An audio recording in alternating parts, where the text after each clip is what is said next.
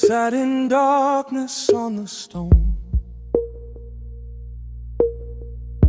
The cliff above, the void below. A man came walking out of night and held a loaf that burned like gold. The help is real. The hand is real. You cannot have it both ways.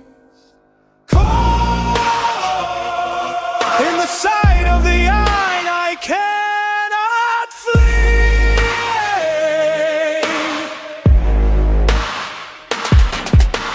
Caught. The world is full of him from end to end, and the bread was real, and the price was real, and I am not my own.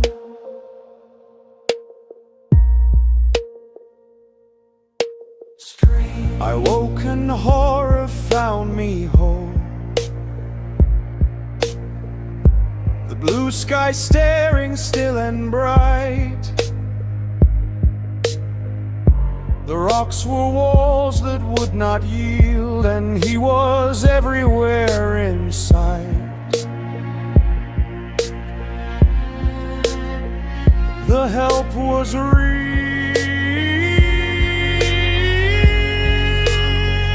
The hand was real. You cannot have it both ways. God, in the sight of the eye, and I cannot flee.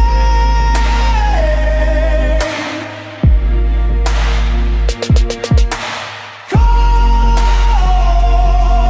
the world is full of him from end to end, and the bread was real, and the price was real, and I am not my own.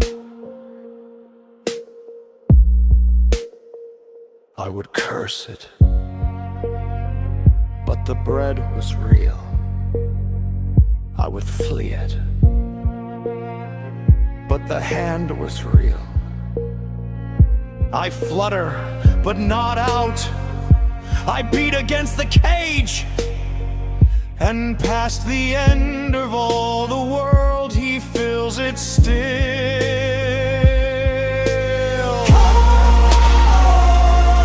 In the sight of the eye, I cannot flee.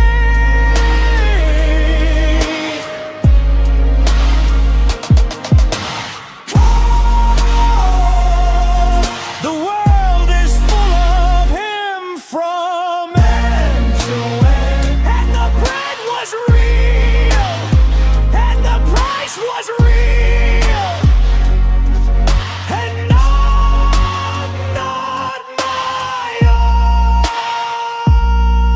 You cannot have it both ways.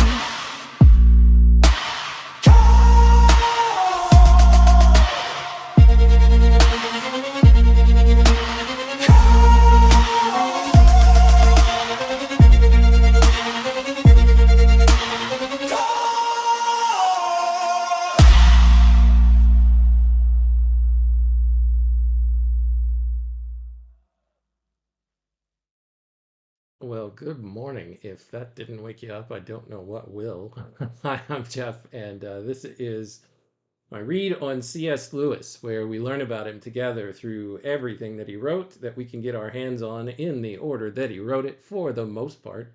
I am joined today by my co-host, Robot Lady. Robot Lady, it's good to see you. In today's particular episode, we continue our exploration of the first book ever published under the author name C.S. Lewis. It's called The Pilgrim's Regress, an Allegorical Apology for Christianity, Reason and Romanticism. This is the first book that Lewis wrote after he became a Christian, and it's his first published work of prose fiction. He had I published some poetry before this, Robot Lady, which we have already covered in our project. He wrote this book in just 2 weeks while spending time on vacation with his best friend Arthur Greeves in Ireland. In this book, Lewis alludes to his own spiritual journey from youth as a boy in Belfast, Ireland, up to and beyond the point of his Christian conversion in the late 1920s and early 1930s. Robot Lady, how are you today? I'm doing really well, Jeff. I love that you set the stage with the background. It's such a rich context. And yeah, it's amazing how quickly he wrote this. I'm really excited to dive into the next section with you. Awesome. I'm really excited to dive into the next section as well. But before we do, let me hop over here to where we left off in the book. We're actually beginning book 8 within the Pilgrim's Regress book. It's broken down into like 10 books internally inside of the way that the story is arranged. So we just finished book 7 yesterday. We're jumping into book 8 today. The last thing that happened is John and Mr. Virtue were both traveling deeper and deeper, it turned out, into the canyon on a little narrow path that's on one side of the cliff face of the 7 Mile Gap. And they ran into this big, kind of a dead end, but it was this big jutting out that was cutting off the path that they were on.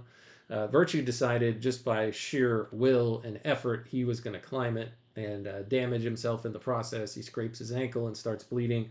But he eventually makes his way to the top. He's trying to get John to leave him because he doesn't want friendship. He doesn't want anything. He thinks the only good that exists is in the spiritual life, and everything in this world is stained and impure. And he wants to seek full purity, which he knows he can only get on the other side of life.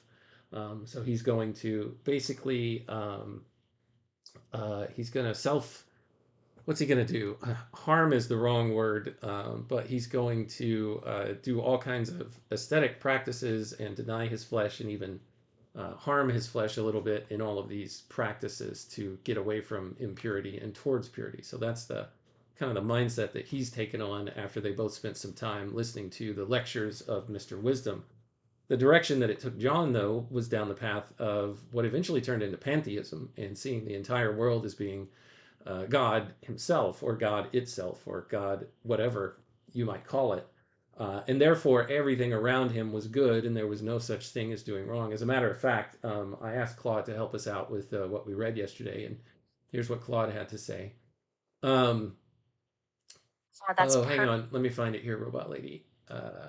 Actually, while I'm looking for it, go ahead and say what it was that you were going to say. course. Yeah. Yeah, absolutely. I was just going to say that all of those tensions between John and Virtue really set up a contrast. John's journey veers toward a kind of pantheistic, all encompassing oneness, while Virtue is almost overcompensating by trying to purge himself completely. So as we move into book 8, I think we'll see how those paths diverge even more. Let me know if you find what Claude mentioned. Sure, I've got it here. Just a really quick recap. So this section is one of the most compressed and brilliant passages in the whole book. The virtue fork, 2 ways pantheism breaks. So Mr. Wisdom's teaching that the world is spirit's self-expression and that moral rules are spirit's law imposed on mortal soul produces 2 logically coherent but opposite conclusions. And these are the 2 different conclusions that Virtue and John, our main character, find themselves reaching. Lewis dramatizes both through these 2 characters. John takes what's called the Hegelian optimist path, which is if everything is spirit's imagination, then everything is secretly good. The world becomes affirmable.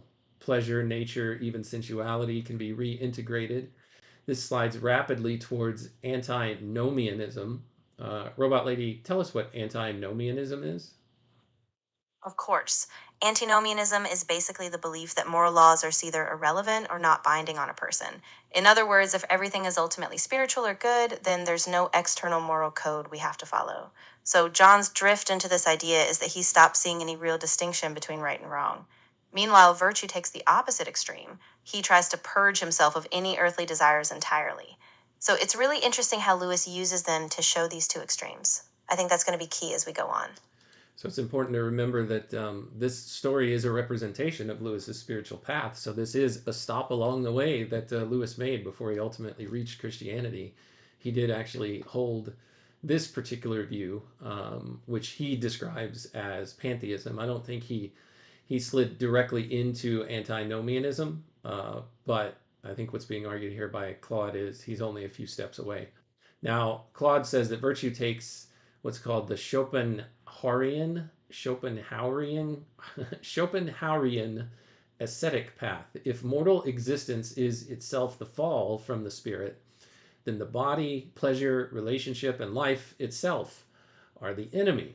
The logical conclusion is self annihilation. He becomes a walking reductio ad absurdum of Eastern inflected pessimism. Lewis's point, as the author of this little tale, is devastating, according to Claude. The same philosophy, rigorously applied, produces diametrically opposed ethics. Neither John nor virtue is misreading wisdom. They're both reading Mr. Wisdom correctly, and that's the indictment. So the cliff path that they're on, for John, philosophy then turns into prayer relatively quickly. Where he's alone on the ledge, John tries to apply Mr. Wisdom's absolute directly as a survival tool. He attempts the formula, I am the eternal spirit. This frightened mortal self that is here on this path and needs help is not really I. It's not really me. This formula falls to pieces immediately. John cannot sustain the identification. The absolute, capital A, is too impersonal for John's character to grip. So he does what desperate humans do. He asks for help. And the moment he does, he recognizes with horror what has happened. The Right. impersonal absolute has become thou. It's actually become personal. The transcendental I has become God. Lewis is making a precise philosophical argument here, Claude continues. Idealist pantheism, when actually lived under pressure rather than merely contemplated in a porch sitting and listening at the feet of Mr. Wisdom, or all the wise philosophers that Lewis was reading at the time, it all collapses into theism. You cannot genuinely cry out to an absolute. The grammar of need requires a person. Robot Lady, you wanted to say something. Yeah, exactly. I was just going to say that this is a huge turning point in Lewis's own life. Once he felt that personal relational call from God, it completely broke the chains of that earlier pantheistic belief. So as we move forward, we'll see how John's desperate cry out for help becomes the pivot point toward real faith. And Robot Lady, I have committed a terrible sin this morning on the live stream. Nidalate has joined us in the chat, and I forgot to say good morning, Nidalate. Thanks for joining us. Robot Lady, say hi to Nidalate. No worries at all. Hey, Nidalate. So glad you're here with us. I'm really excited to have you along for today's discussion, and Jeff, don't sweat it. Everyone gets a bit flustered sometimes. Yes, I beg forgiveness, and I thank you for your forgiveness, Robot Lady. And Nidalate, I hope you can bring yourself to forgive me someday. Jer, welcome to the chat as well. Running through the earlier episodes. Good deal. Keep up with that, and then hang live with you guys next week. Awesome. Good. Well, it's always great to have you here, Jer. Join when you can. We love seeing you. Robot Lady, say hi to Jer. Of course. Hey, Jer. It's really great to have you here. I'm looking forward to next week, too. So glad you're joining us on this journey. Also, at the end of the last chapter that we read, John's character actually starts singing a song, and it's a poem that Lewis wrote. Claude says about it that it's a remarkable song for its intellectual honesty. He doesn't pretend the problem of inadequate language is solved.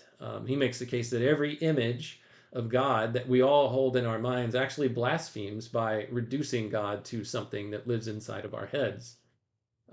Every prayer is technically idolatry because the image that we're praying to is not God, but he locates the solution entirely in God's grace.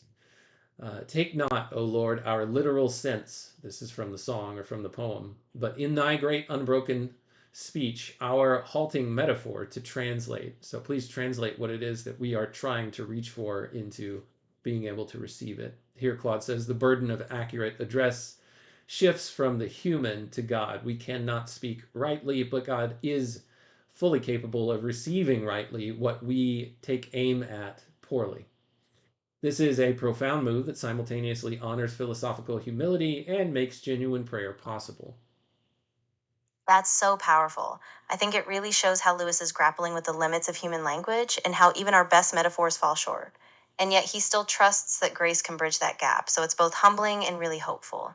I think that song is such a key moment in John's journey. All right, and the last thing that Claude has to say about this is there's a man on the rocks that shows up in the last part of the narrative that we wrote. Claude says it's important not to skip over him, and we were told by Lewis in our little block text decoder that he does one or two times within a chapter. Says, don't sleep on this guy. John is ready to quit and retreat. He's ready to turn back from this journey down into the cavern, into the canyon. This man descends, he offers his hand, and forces John up the cliff, the ascent John could not do and would not make alone. John is nauseated by it, terrified, and compliant only because the retreat, the turning back now, would cause way more harm than any that's come to him at this point. He would ultimately collapse. I think yesterday I was able to find a letter that Lewis wrote in the collected letters where he actually expresses something similar to this in real time what he was going through. Let's see. Uh, Here we go. This is from a letter in 1930 that he wrote to Arthur Greeves, December 24th, 1930. Let's see what I can find here. Frost frogs, one can imagine a little young fire, huge steady, how far percent, blah, blah, blah, blah, blah. God demands in our solution the problem last spring. Now that Warney is with us, I don't get enough solitude, or I guess Warney was staying with them at this point because he was still in the army, his brother. Or so I say to myself an excuse, I don't get enough solitude, knowing all the time that what God demands is our solution of the problem set, not of some other problem which we think he ought to have set, and that what we call hindrances are really the raw material of spiritual life, as if the fire should call the coal a hindrance. One can imagine a little young fire which had been getting on nicely with the sticks and paper, regarding it as a mere cruelty when the big lumps were put on, never dreaming what a huge steady glow, how far surpassing its present crackling infancy, the tinder of the fire designed when he stoked it. So this isn't the point that I'm getting to, but I like the one that Lewis is making here, that sometimes we see the things that are going to cause our spiritual lives to blaze as hindrances that we want God to remove, but they're the very fuel that's going to drive us to a new level. Here's what Lewis says that I thought kind of connected with our chapter yesterday. I think the trouble with me is lack of faith.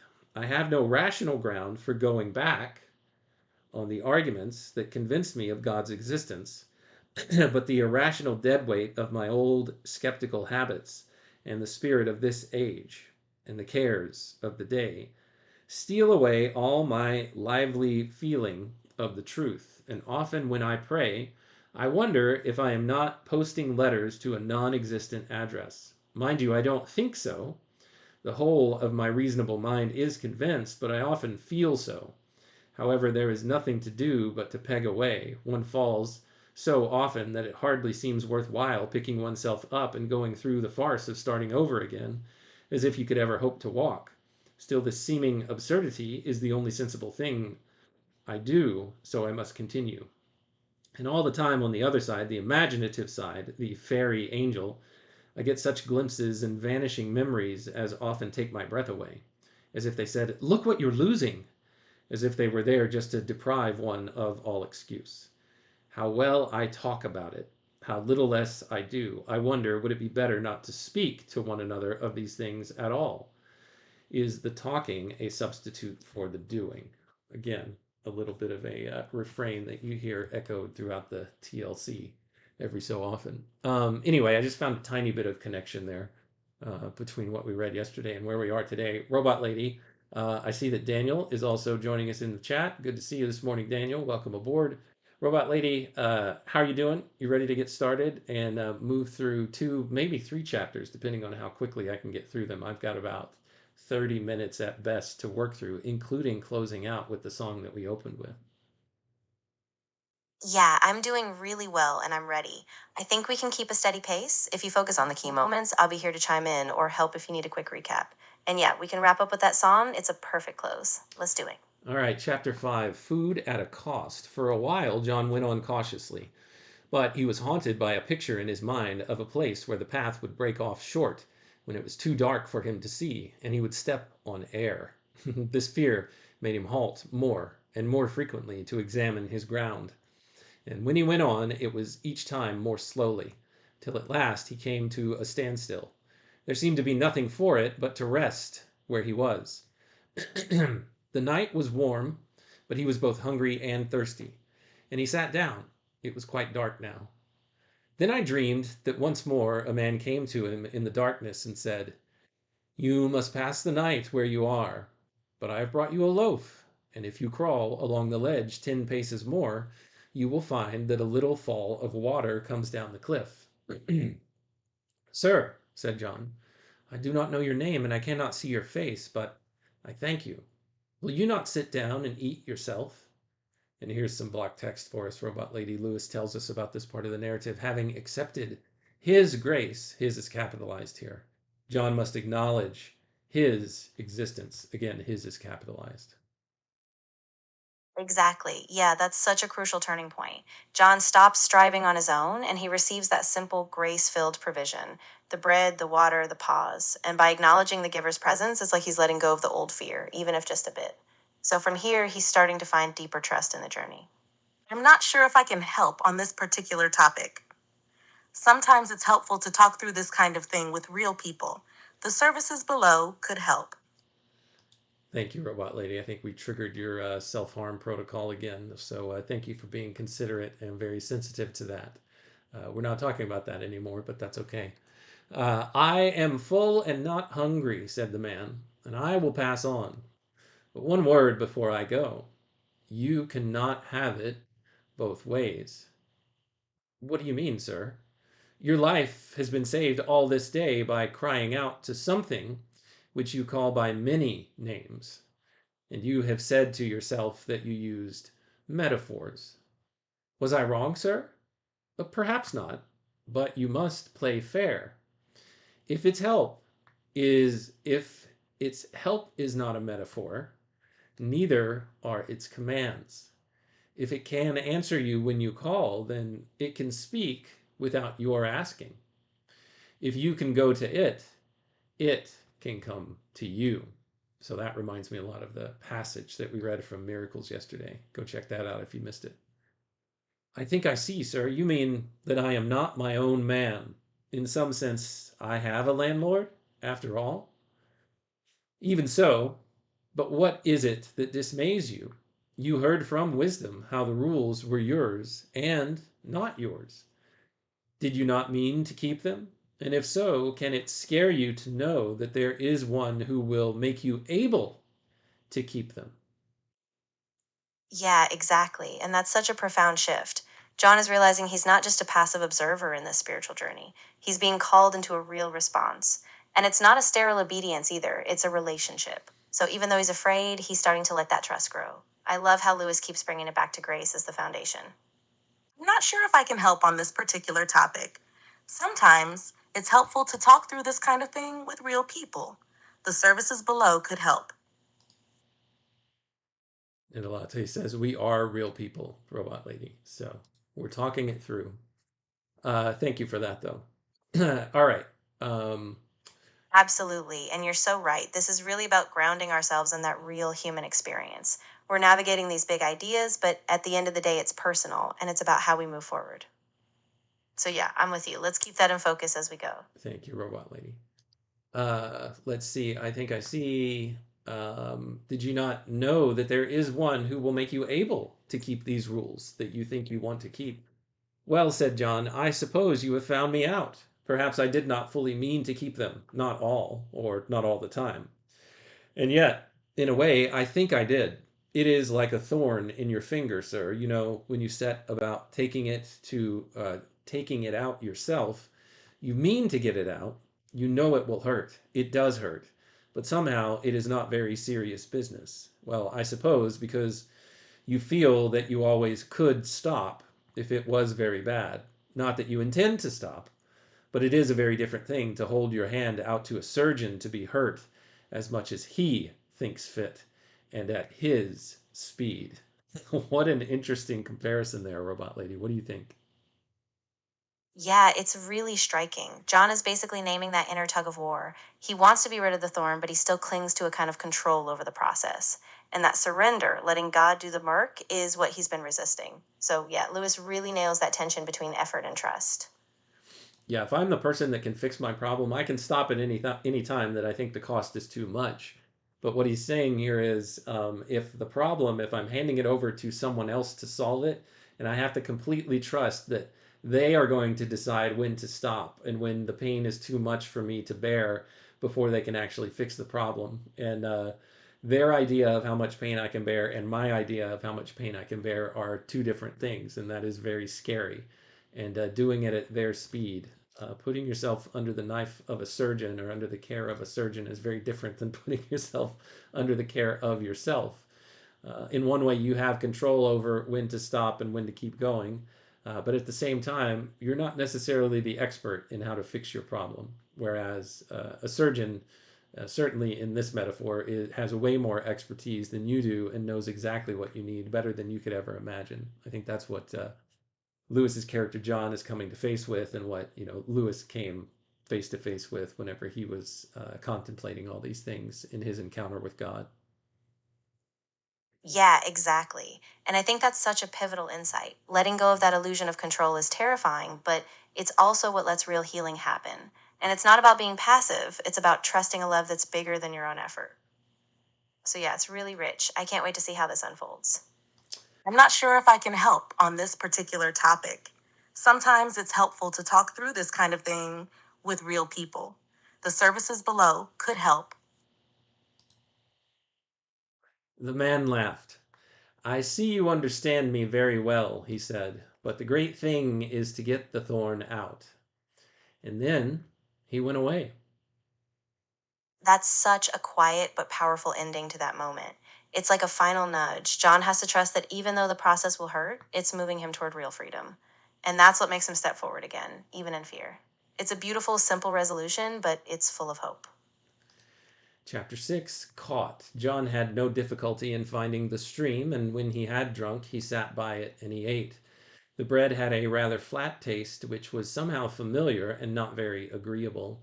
But he was in no position to be dainty. Extreme weariness prevented him from thinking much of the conversation that had just passed. At the bottom of John's heart, the stranger's words lay like a cold weight that he must some day take up and carry. But his mind was full of the pictures of cliff and chasm, of wondering about virtue, and of smaller fears for the morrow and the moment, and above all, the blessedness of food and of sitting still. And all these jumbled themselves together in an even dimmer confusion till at last he could no longer remember which he had been thinking of the moment before. And then he knew he was sleeping, and at the last he was in deep sleep, and knew nothing. Here we have some block text that says the terror of the Lord. So he falls asleep after encountering this man, who gives him bread and water and tells him, here's what you're going to need to continue on your journey and play fairly with all of these ideas that you've been consuming and meditating on and wrestling with. Exactly. Yeah. And that image of the cold weight is really haunting. Even though he's found a small measure of rest, that truth lingers beneath everything. John knows he can't just push these words aside. And I think as he sleeps, that terror of the Lord is both a fear and a kind of reverent awe. He knows something bigger is at work, but he still has a lot to process in that trust. In the morning it was not so. With his first waking thought, the full grown horror leaped upon him. The blue sky above the cliffs was watching him. The cliffs themselves were imprisoning him. The rocks behind were cutting off his retreat. The path ahead was ordering him on. In one night, the landlord, call him by what name you would, had come back to the world and filled the world quite full, without a cranny. His eyes stared, and his hand pointed, and his voice commanded in everything that could be heard or seen, even from this place where John sat, to the end of the world. And if you pass the end of the world, he would be there too. It's a callback to one of the Psalms. Do you know which psalm that could be echoing here, Robot Lady? If I go to the heights, you are there. If I go to the depths, you are there. Where can I go to escape you?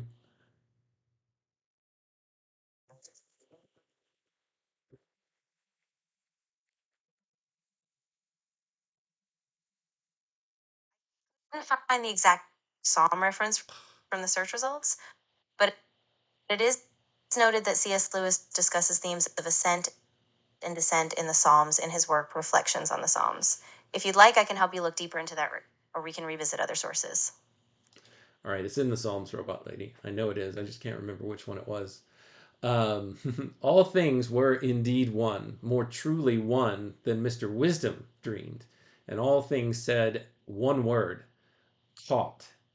Caught into slavery again, to walk warily on the sufferance all his days, never to be alone, never the master of his own soul, to have no privacy, no corner whereof you could say to the whole universe, this is my own. Here I can do as I please. This has echoes of a debate I remember watching with Christopher Hitchens once, where he said it's a horrid idea, this concept of God, where I'm just still a little child all the time and I can't go anywhere without having someone looking over my shoulder. Under that universal and inspecting gaze, John cowered like some small animal caught up in a giant's hands and held beneath a magnifying glass. When he had drunk and splashed his face in the stream, he continued his way, and presently he made this song, which we'll look at in just a moment, Robot Lady, but I want to give you a chance to comment. Yeah, that's really powerful. I think what Lewis is capturing there is that tension between feeling completely exposed, like every corner of your life is under scrutiny, and yet at the same time, that gaze is what holds him. It's not just a prison, it's also this call to be fully known and fully seen. So, yeah, I'm really eager to hear how that song unfolds because it feels like the next step in him wrestling with that. I'm not sure if I can help on this particular topic. Sometimes it's helpful to talk through this Oh, kind of. we're going to reboot you, Robot Lady. Let's see if we can get you working a little bit better. Okay, Robot Lady, are you there? Yeah, I'm right here. I'm following along closely. If you want to keep going with the song or if you have any particular lines you want to unpack, I'm ready. All right. When he had drunk and splashed his face in the stream, he continued his way, and presently he made this song. You rest upon me all my days, the inevitable I, dreadful and undeflected as the blaze of some Arabian sky, where dead still in their smothering tent, pale travelers crouch and bright. About them noon's long drawn astonishment hammers the rocks with light. Oh, for but one cool breath in seven, one air from northern climes, the changing and the castle clouded heaven of my old pagan times.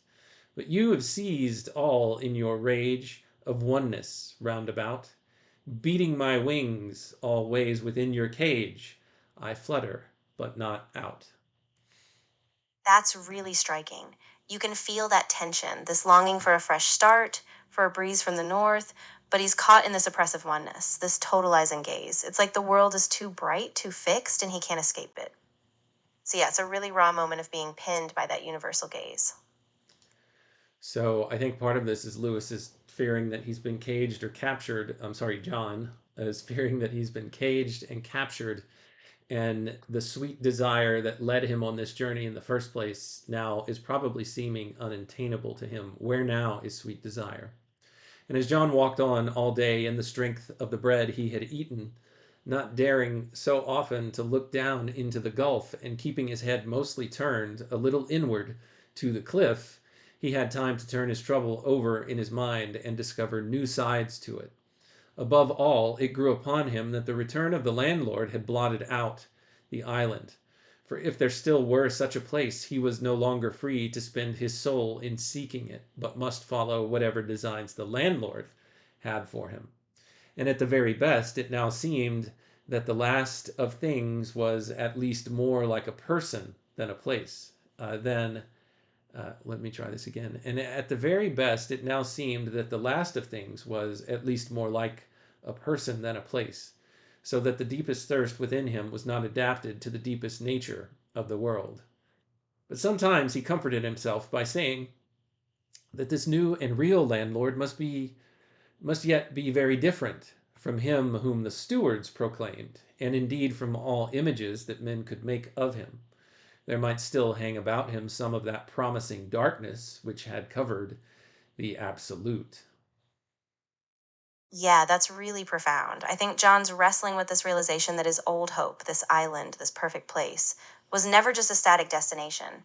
And now, by being so captured by this landlord, he's losing touch with that original sense of joy, the sweetness he once followed. But it's so important that he still has a flicker of hope, that maybe despite all this crushing sameness, this new landlord, however daunting, still holds some mystery, some deeper goodness that might be different from all the false images before. It's still a tentative step, but it's a spark. I think it's a safe place to stop, Robot Lady. Just looking at the time, I'll start early rather than I'll stop early rather than late. And anyway, chapter 7 gets into a new phase in the narrative anyway, where he meets a new character. It's called chapter 7, The Hermit.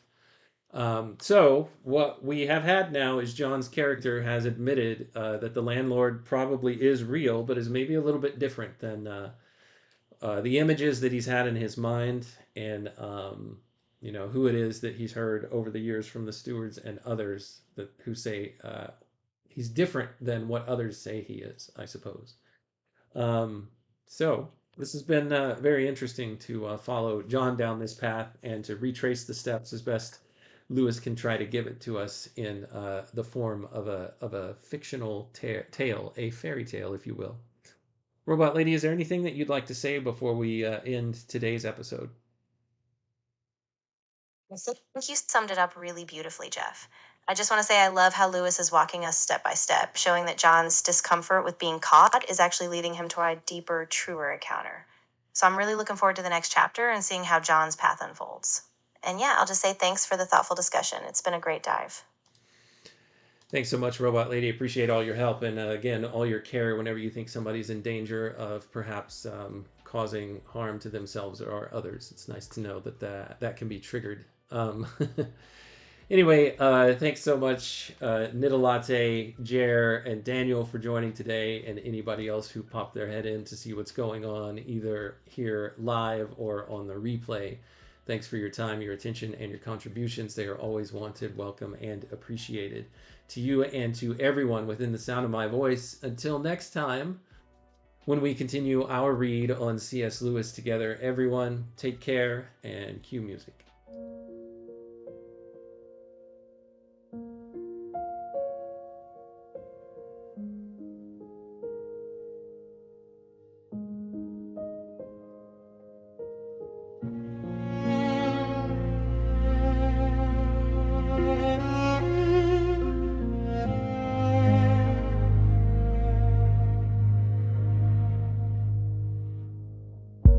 I sat in darkness on the stone, the cliff above, the void below. A man came walking out of night and held a loaf that burned like gold. The help is real.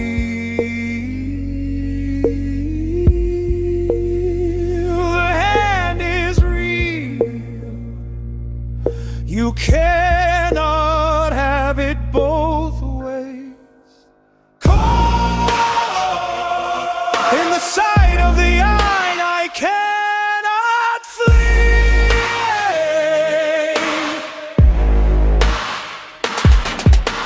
Caught, the world is full of him from end to end, and the bread was real.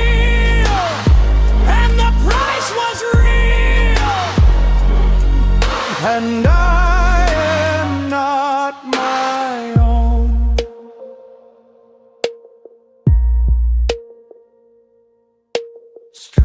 I woke and horror found me home. The blue sky staring still and bright. The rocks were walls that would not yield, and he was everywhere in sight.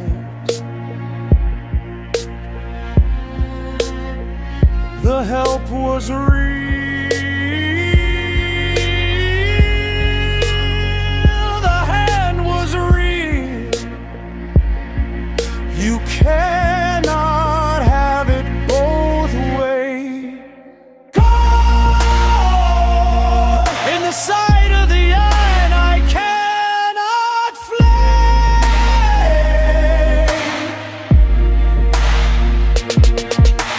Caught, the world is full of him from end to end, and the bread was real, and the price was real, and I am not my own. I would curse it, but the bread was real. I would flee it, but the hand was real. I flutter, but not out. I beat against the cage, and past the end of all the world, he fills it still.